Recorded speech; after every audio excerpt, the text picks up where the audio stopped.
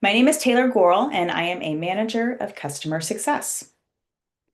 I work with nonprofits nationwide to keep them compliant with state charitable solicitation registration and reporting requirements, and I have worked for many years in the nonprofit sector.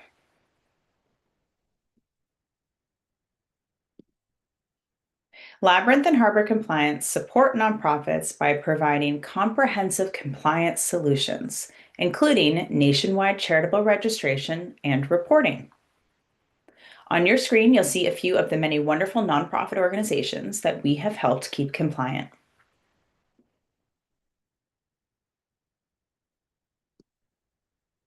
Let's begin by looking at the topics that I will cover in today's webinar. Today, we'll discuss state charitable registration requirements, online fundraising activities and how they trigger registration requirements, why fundraising compliance should be a priority, what it takes to register to fundraise and how much it costs, and how to manage state fundraising registrations and simplify the process. The presentation will be about 35 to 40 minutes, followed by a 5 to 10 minute question and answer period.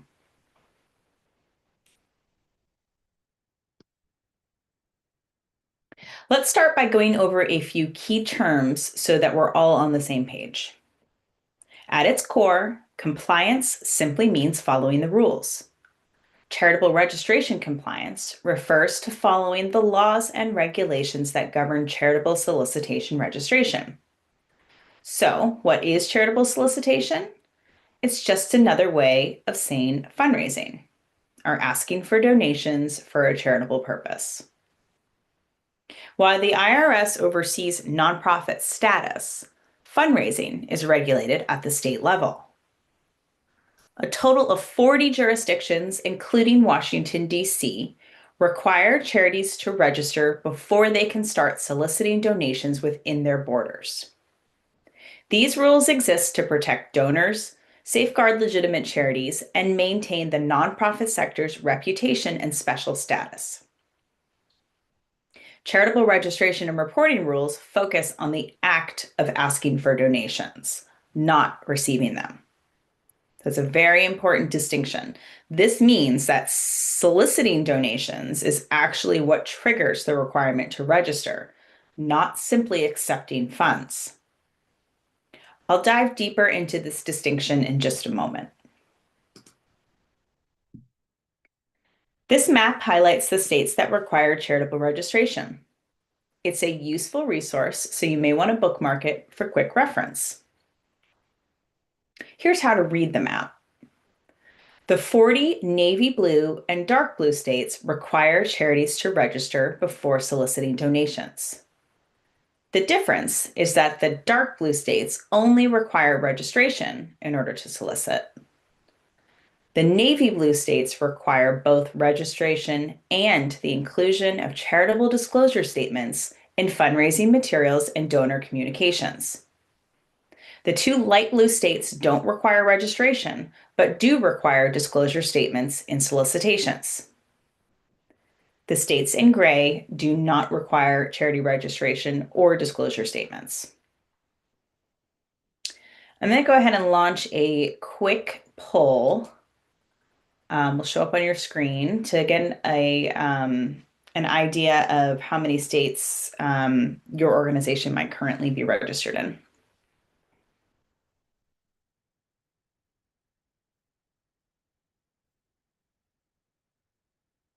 Leave it open for just another second or two here, and then I'll share the results.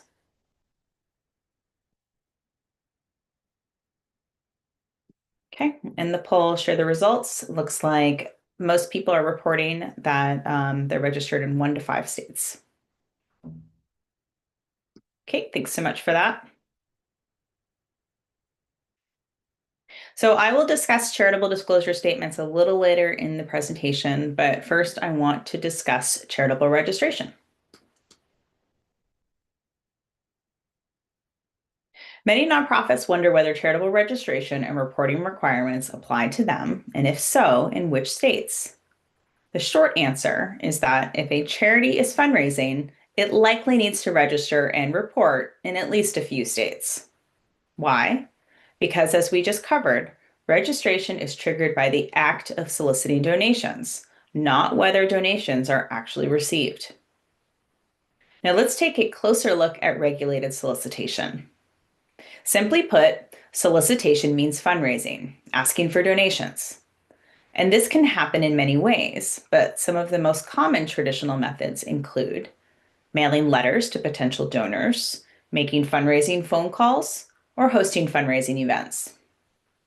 We'll explore these and other forms of solicitation in more detail next. States regulate many types of fundraising activities, not just traditional methods like mailings and phone calls. Other solicitation methods that may require registration include applying for grants, collecting membership dues, or accepting donations through a charity's website. Other activities that often require fundraising registration and reporting also include hiring fundraising counsel or professional fundraisers, engaging in cause marketing campaigns, also known as commercial co-ventures or CCVs, or working with additional solicitors. So it's important to understand that for-profit companies and professionals that assist charities with fundraising may also need to register themselves and submit reports in certain states. Since most nonprofits use multiple fundraising methods and often solicit in more than one state, it's important to carefully review your organization's activities. If you're soliciting donations in any of the 40 states with registration requirements, your nonprofit may need to register in one or more states.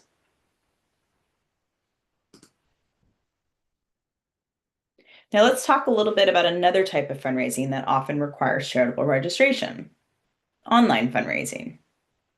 This is one of the most common topics we get questions about. So most charities fundraise online in some way. For example, many nonprofits will accept donations on their website through a Donate Now button. They might send fundraising emails or include donation requests in email newsletters. A charity might also use social media to ask for donations or offer a text to donate or text to give option. These methods help nonprofits expand their reach and connect with supporters across the country. However, because online solicitations can easily reach donors in all 50 states, they do raise important compliance questions. 8 states have specific laws governing online fundraising. The rest have fundraising laws that were written before the internet became a major part of nonprofit fundraising. As online fundraising became more common, states needed clearer guidelines.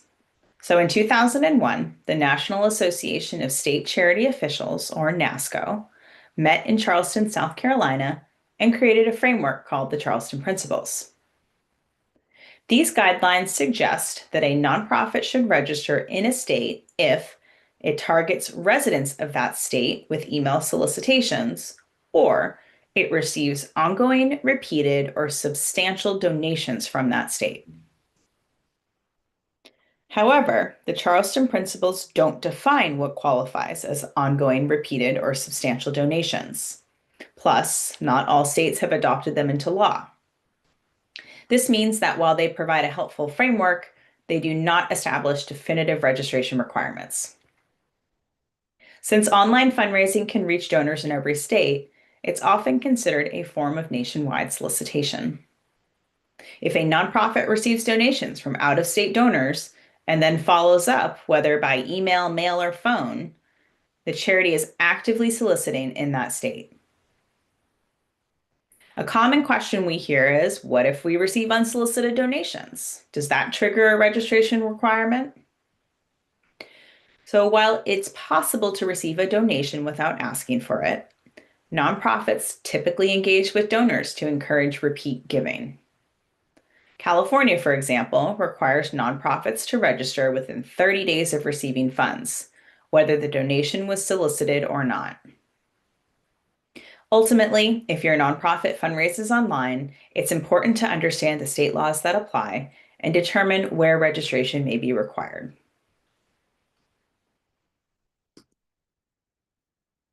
Nonprofits have two main approaches to ensuring compliance when fundraising online.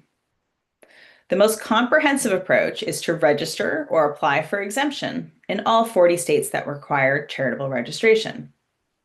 For many organizations, this is the best option because it allows them to fundraise nationwide using any method, including online. It also avoids penalties or fines or other risks associated with unregistered fundraising.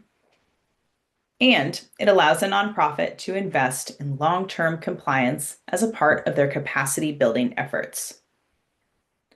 This approach provides maximum flexibility for fundraising while ensuring the organization is meeting all state requirements. The second, more selective approach is to register only where necessary. Not every nonprofit has the budget or resources to register in all 40 states. This is especially true for small or newly formed organizations. In this case, a nonprofit can register only in the states where it regularly fundraises. The nonprofit must then avoid solicitation activities in states where registration would be required. The nonprofit should also consider using specific language on its website and on fundraising materials to exclude certain states from donation eligibility.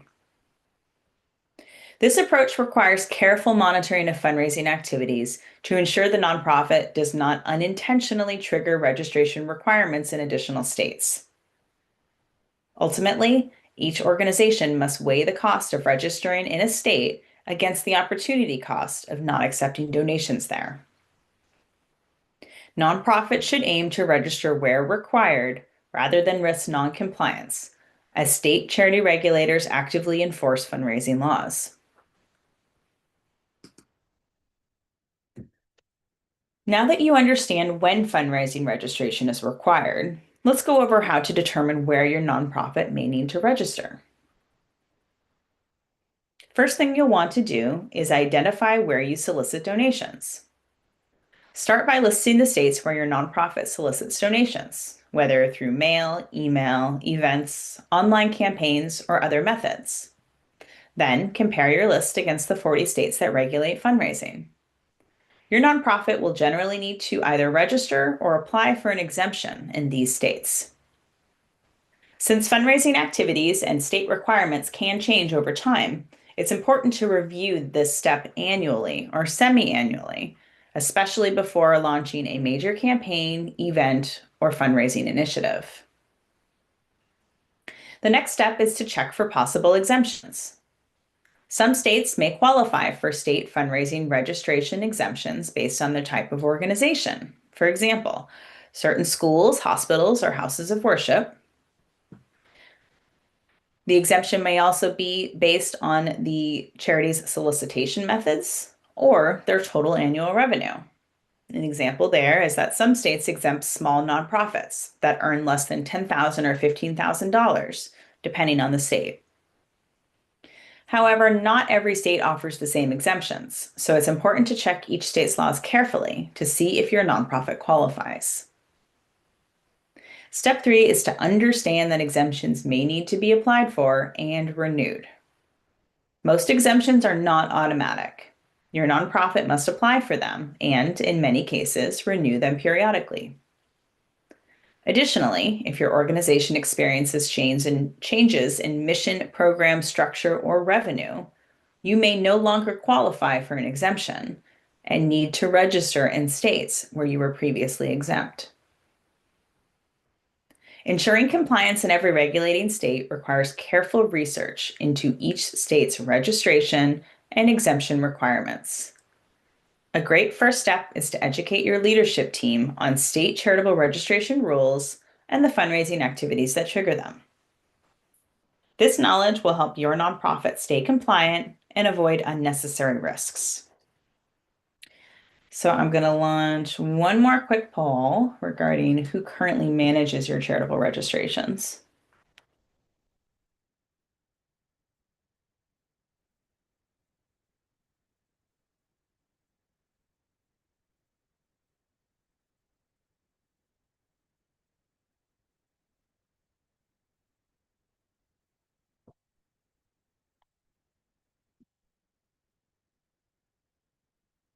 Leave this open for another second or two.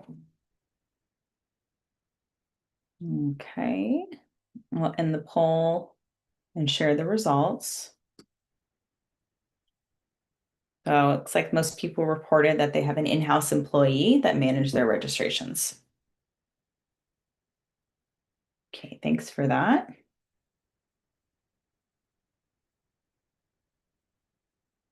Okay, ensuring fundraising compliance is essential for any nonprofit.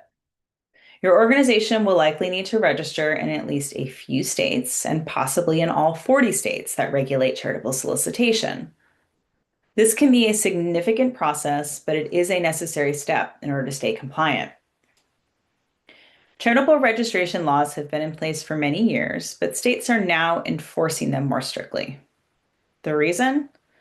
To protect donors and ensure their contributions go to legitimate causes, to safeguard the reputation of compliant nonprofits, and to uphold trust in the nonprofit sector as a whole. By prioritizing compliance, your nonprofit helps maintain transparency, trust, and credibility, ensuring that you can continue fundraising effectively while avoiding potential penalties or restrictions. If your nonprofit has been out of compliance in a state for some time, it's not too late to fix it. By proactively registering in the states that require it, your organization can avoid risks such as penalties, investigations, or additional scrutiny from state authorities. Taking action now is the best way to ensure compliance moving forward. A former Pennsylvania director of the Bureau of Charitable Organizations once shared this advice with nonprofits. Quote, "If you were coming in voluntarily, even if you had been violating the law for 10 or 15 years, you always got a pass. The bottom line is you want to try to register voluntarily." End quote. Regulators encourage legitimate nonprofits to follow the rules and maintain proper fundraising compliance. Their goal is not to punish organizations that are making an effort to do the right thing, even if they are late in registering.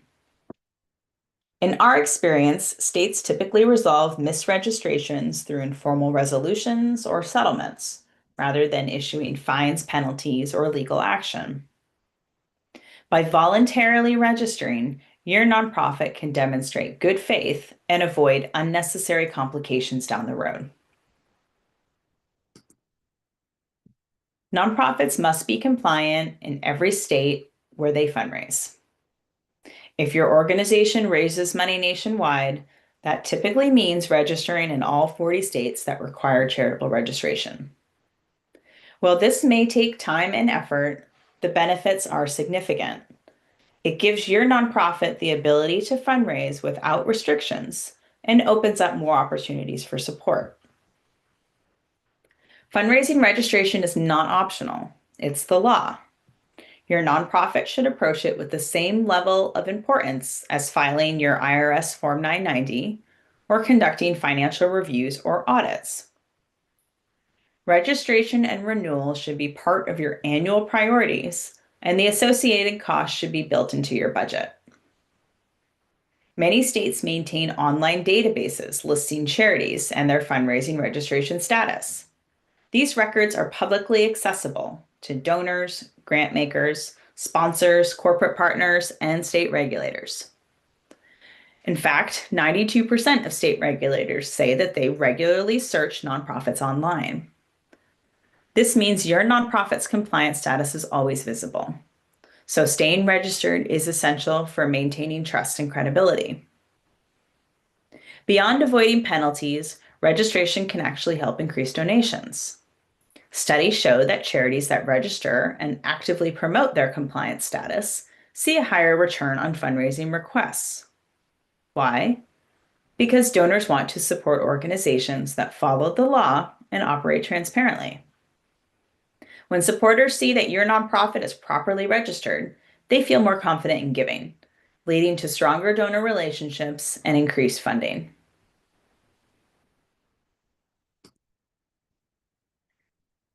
Maintaining legal compliance isn't just about following the law. It's also a best practice for nonprofits. In fact, it's a key principle of the Nonprofit Standards for Excellence Code of Ethics and Accountability.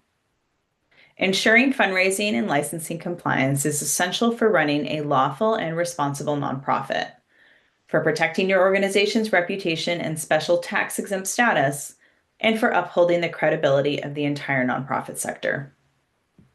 The first step toward achieving compliance is sharing what you've learned with your executive leadership and board of directors. Your leadership team is committed to protecting your nonprofit's reputation and long-term success, but many board members may not be fully aware of state fundraising registration requirements, the risks of noncompliance, or the benefits of investing in compliance. Now that you understand these important details, take the lead in starting the conversation. Encourage your team to educate themselves on compliance and advocate for making it a priority within your organization. By doing so, you'll help ensure your nonprofit remains in good standing and positioned for future success. Registering to fundraise involves different requirements in each state, but overall, the process can be broken down into 4 key phases: research, apply, monitor, and renew. Step 1 is to research your registration status before filing anything. Your organization may fall into one of 3 categories. Either you're not registered in the state, you're currently in compliance, or your organization is in bad standing due to a past registration that wasn't properly maintained. Once you determine where your nonprofit needs to register, you'll need to submit an application, which typically includes a state registration fee, which is usually based on your annual revenue reported on your Form 990. You'll also need to include supplemental documents, such as your most recent Form 990, your financial statements or audit, your formation documents, such as articles of incorporation and bylaws, and your IRS nonprofit determination letter. Understanding these requirements ahead of time ensures a smoother registration process and helps your nonprofit stay compliant. Next, we'll discuss the application phase.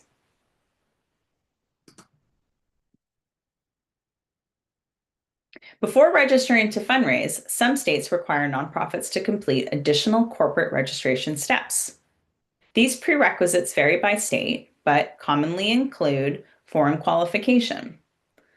In several states, your nonprofit may need to register as an out-of-state or foreign nonprofit corporation with the Secretary of State before applying for charitable registration. You would also need to appoint a registered agent. Some states require nonprofits to designate a registered agent who must be located within the state and is responsible for receiving legal documents and service of process on behalf of the organization. Completing these prerequisites ahead of time helps prevent delays or rejections in the fundraising registration process. By ensuring your nonprofit meets all requirements before applying, you'll avoid unnecessary complications and keep your compliance efforts on track. Once you've researched each state's requirements, it's time to submit your applications. For each state where your nonprofit needs to register, you must accurately complete an individual application, compile the required supporting documents specific to that state, and submit the application through an online portal or by email or in paper, depending on the state's requirements. While online filing offers some convenience, it also means navigating multiple state-specific portals, each with its own system and process, often requiring a significant time investment. Some of you may have heard of the Unified Registration Statement, or the URS, which was designed to simplify the registration process across multiple states. However, there are important limitations to using the URS, mainly that not all states accept it, or states require additional supplements to be filed alongside it.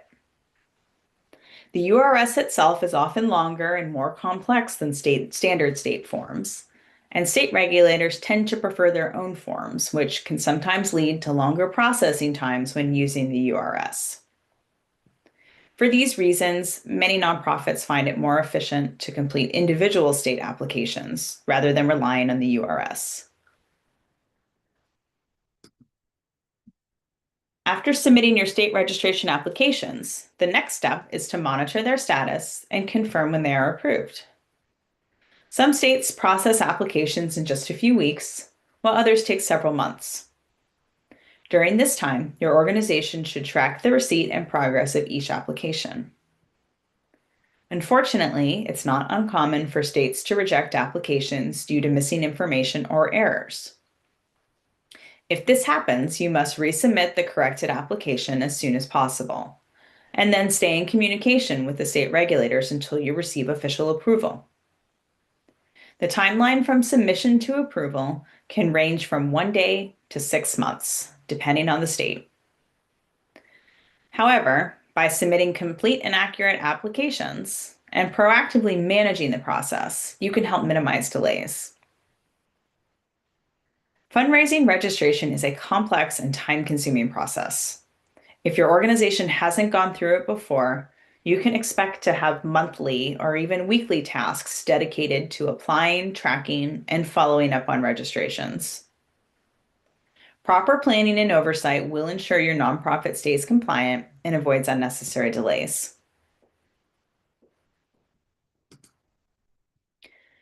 One of the biggest questions nonprofits has is, how much does it cost to register? Well, the answer depends on several factors, including your organization's annual revenue and the number of states in which you want to register. For most nonprofits, the total annual state fees for registering in all 40 states ranges from $1,500 to $5,000 per year. That's not a per state cost, it's the combined total of all state fees. Here's a general breakdown.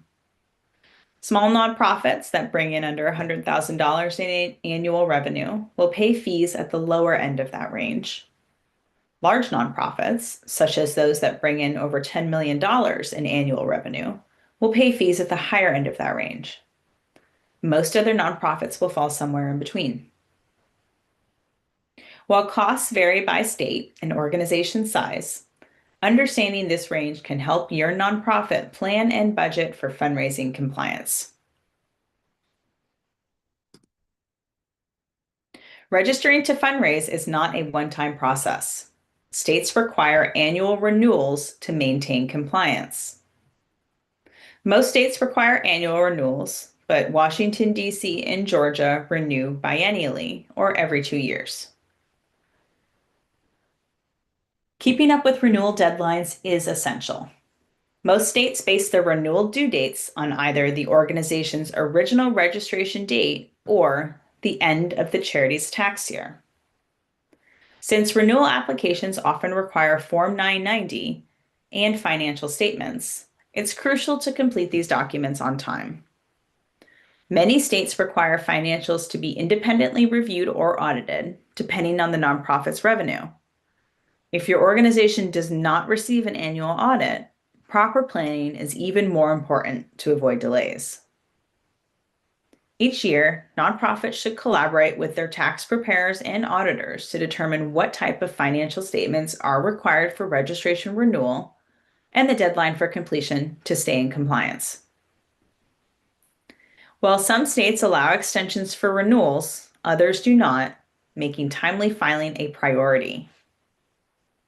Failing to renew on time can lead to late fees that add up quickly, damage to your nonprofit's reputation, or the loss of the ability to solicit donations in certain states altogether.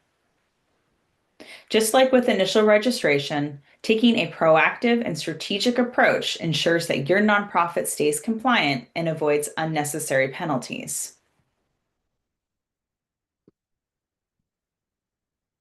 In addition to fundraising registration, many states require nonprofits to include charitable disclosure statements in their solicitation materials and donor correspondence. 25 states require nonprofits to include specific language in fundraising materials. These statements are different from IRS disclosure requirements, meaning nonprofits must comply with both state and federal regulations. State-mandated disclosures inform donors where they can find more details about a nonprofit's leadership, finances, and activities. State disclosure statements must typically be included in all fundraising communications sent to residents of a regulated state. These communications include appeal letters, email fundraising asks, website donation pages, pledge reminders, and donor receipt letters. State disclosure rules frequently change, so nonprofits must regularly review and update their solicitation materials to remain compliant. Regulators often check nonprofit websites during their review of fundraising registration applications and renewals, making compliance essential. Beyond being a legal requirement, including disclosure statements can actually boost donor confidence. Research shows that donors respond more favorably to fundraising requests that include transparency statements. By following disclosure laws, your nonprofit demonstrates credibility, good governance, and a commitment to transparency, all of which help build trust and increase donations.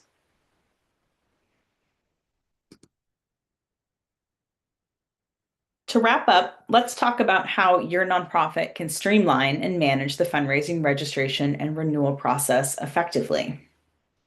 Just like initial registrations, renewals require completing state-specific applications, calculating and paying the correct fees, and gathering required supporting documents such as Form 990, financial statements, which may need to be reviewed or audited depending on the nonprofit size and state requirements. The biggest difference between initial and renewal filings is that renewals have set deadlines that apply to all registered nonprofits. So tracking these due dates is essential to avoid late fees and penalties. Nonprofits must have a reliable system to track each state's renewal deadlines, license numbers, fees, and any changing registration requirements. Many organizations start with spreadsheets and calendar reminders. But these manual systems often fail because they require constant updates. Changes in state requirements or deadlines can easily be missed, leading to unintentional noncompliance. State laws and administrative procedures also frequently change, affecting reporting requirements, disclosure statement language, renewal due dates and fees, registration forms and online filing portals, and even accepted signature formats. Leadership changes at state registration offices can also bring unexpected updates to the process, making ongoing monitoring essential for staying compliant. By using structured tracking systems and staying informed about state-level changes, your nonprofit can simplify the fundraising, registration, and renewal process, ensuring compliance and avoiding unnecessary risks. We've covered the complexities of state charitable registration and renewals, as well as why prioritizing fundraising compliance is essential for your nonprofit. If your nonprofit needs to register in multiple states, you might be feeling overwhelmed by the complexity of managing registrations and renewals, the ongoing time commitment required from staff, and the risk of missing deadlines or state requirements. That's where Labyrinth Inc. can help. We offer a fully managed compliance solution, handling every step of the process so your team can stay focused on your mission. Our services include researching state requirements and handling prerequisites, preparing applications and compiling all required documents, cutting checks for state fees and submitting registrations, following up the states to track approvals, managing extensions and renewals to keep your nonprofit compliant. We take care of everything so you don't have to. Our compliance services are offered at a flat rate per state with annual billing, no hourly fees, no surprises. If you're interested in learning more, we'd love to help. Schedule a time to speak with us. There's no obligation, and we'll provide a customized plan for your organization's path to compliance. Small teams with big missions often lack the resources to tackle regulatory filings on their own. That's where we come in. Our local nonprofit essentials is a complete package that includes everything you need.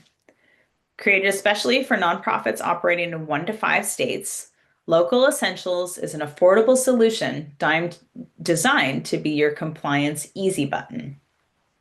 It has everything you need to put your government filings on autopilot, including charitable registration, filing preparation, submission, and tracking, registered agent service to ensure you reliably receive legal documents and government notices, annual report filings to keep your nonprofit's corporate registration in good standing, foreign qualification to create new corporate registrations in states where it's a prerequisite for charitable registration, our dynamic disclosure software that automatically displays the correct disclosure language next to your online solicitations, and access to 990 tax prep services at a reduced rate provided by TaxFile.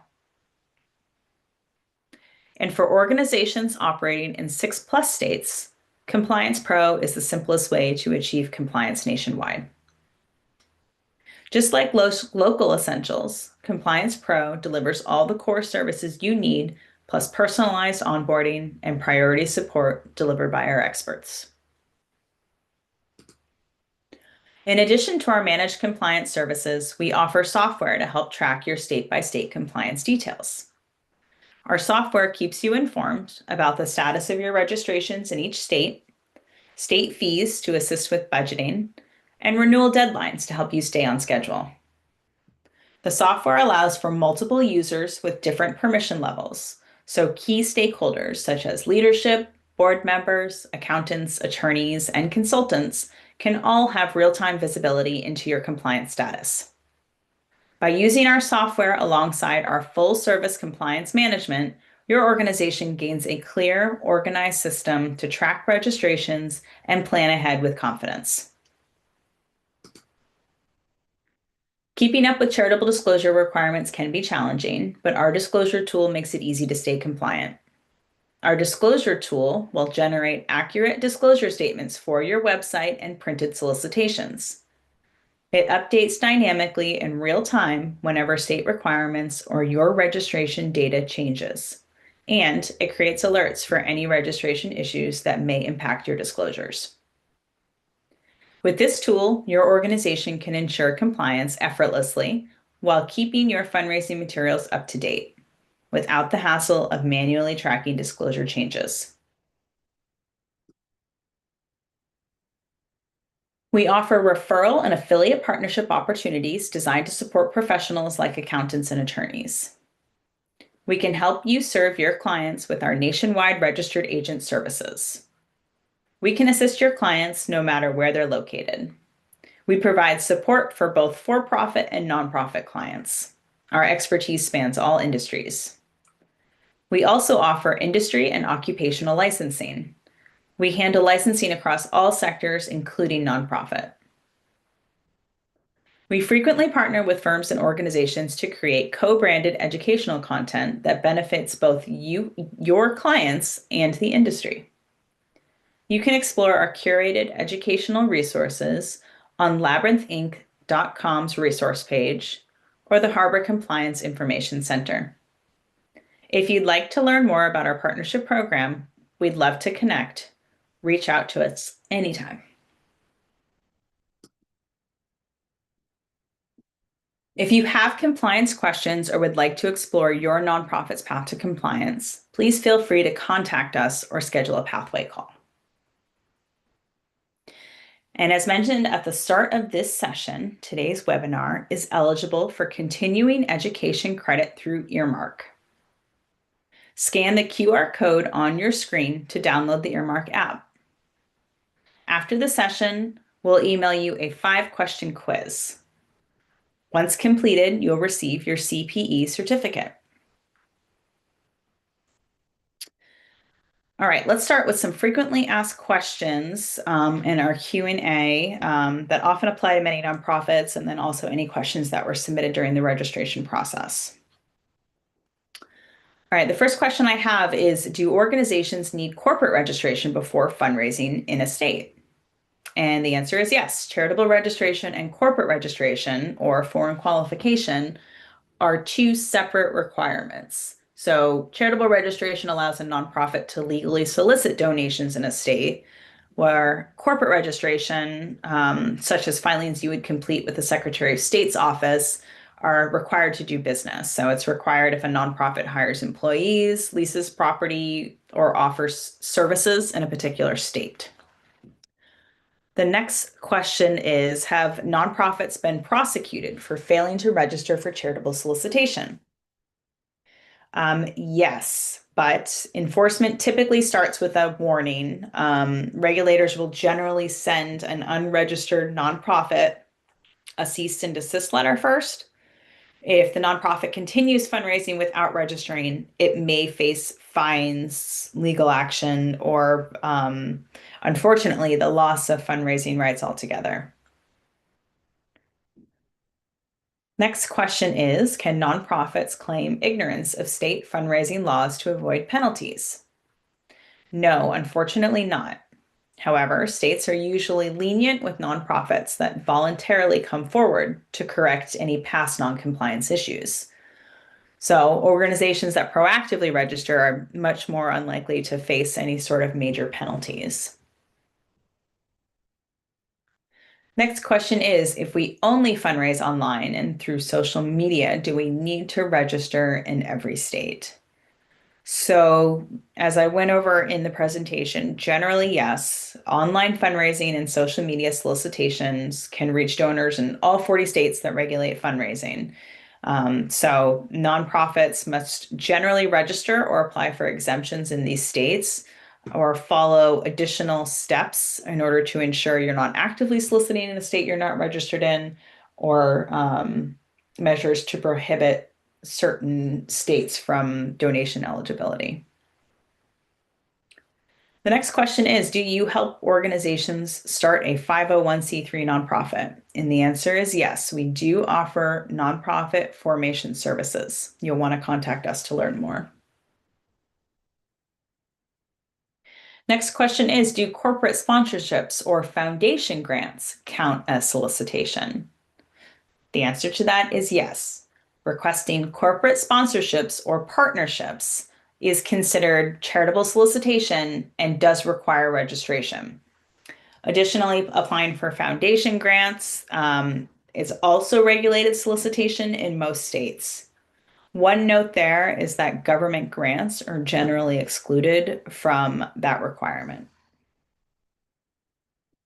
Next question is, do nonprofits hosting virtual or hybrid fundraising events need to register? Answer to that is generally yes.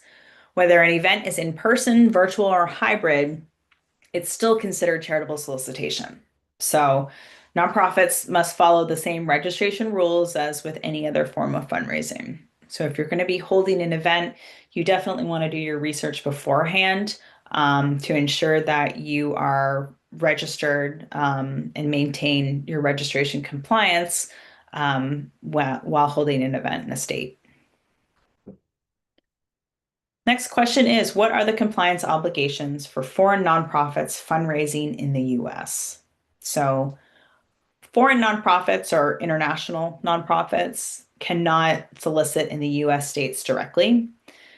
They must partner with a US registered nonprofit in order to raise funds legally.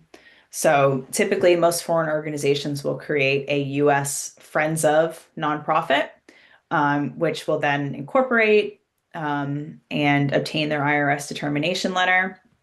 And then the Friends of organization would need to register in order to begin soliciting donations in the states where any fundraising activity will occur. Okay, and then one last question. Can a US nonprofit legally fundraise in foreign countries? Yes, but compliance does vary by country. So most countries have their own fundraising registration requirements. US nonprofits should research and follow each country's laws before fundraising internationally. So just like with our regulations in the United States, you'll definitely want to do your research and before you start fundraising in an international country. Okay, thank you so much for joining today's session. I hope the webinar helped clarify your nonprofit's charitable registration obligations. If you'd like personalized guidance or I didn't answer any of your questions, you have additional questions specific to your nonprofit, please feel free to contact us. We'd be happy to help you manage and maintain your fundraising compliance and answer any questions to help you understand your obligations. Again, thank you so much, and have